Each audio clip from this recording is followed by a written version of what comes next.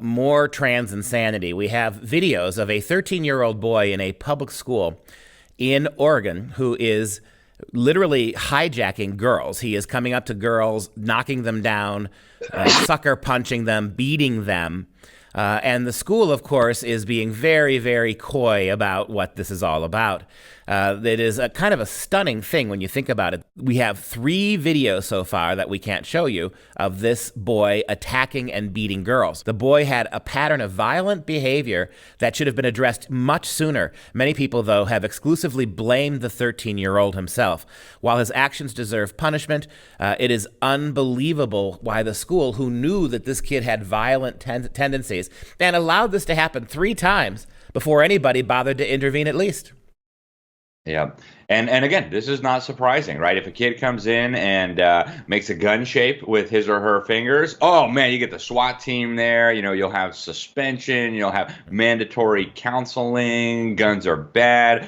But, you know, you come in and you dress up as the opposite sex and you rape some people, you beat up some people. Well, yeah, I mean, it's not that big a deal. Come on, quit fussing, parents, right? I mean, this is how backwards these things are. And I think a lot of parents still struggle to comprehend how bad it's gotten. But the examples are endless. And folks, these are so clearly not a safe place for any child anymore. Even this poor confused boy who thinks he's a girl. We also do have a video of this conversation around these attacks. Take a look. Sue Reiki Smith is the superintendent of the Tiger Tualatin School District.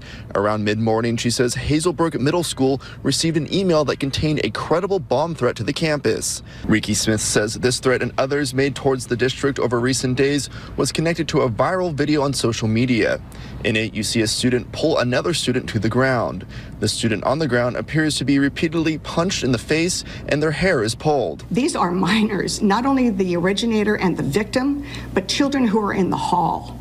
And all of their identities have been compromised.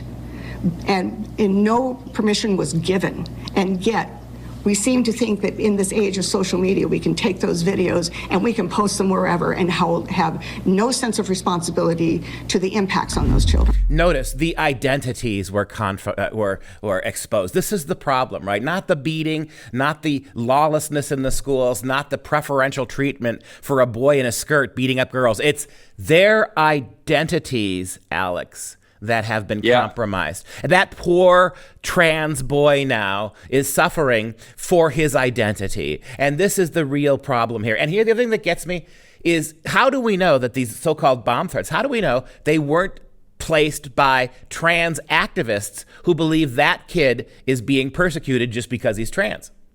And who want the video shut down, right? They know that if they start some incident like this, that'll get all the big tech companies to shut the video down. And what I thought was really interesting about that clip, too, the school official calls the perpetrator in this case the originator. You've got a victim and you've got an originator. What is an originator? Right? It's the first time I ever heard that to describe somebody who was assaulting children. But yeah, I guess that's the modern era.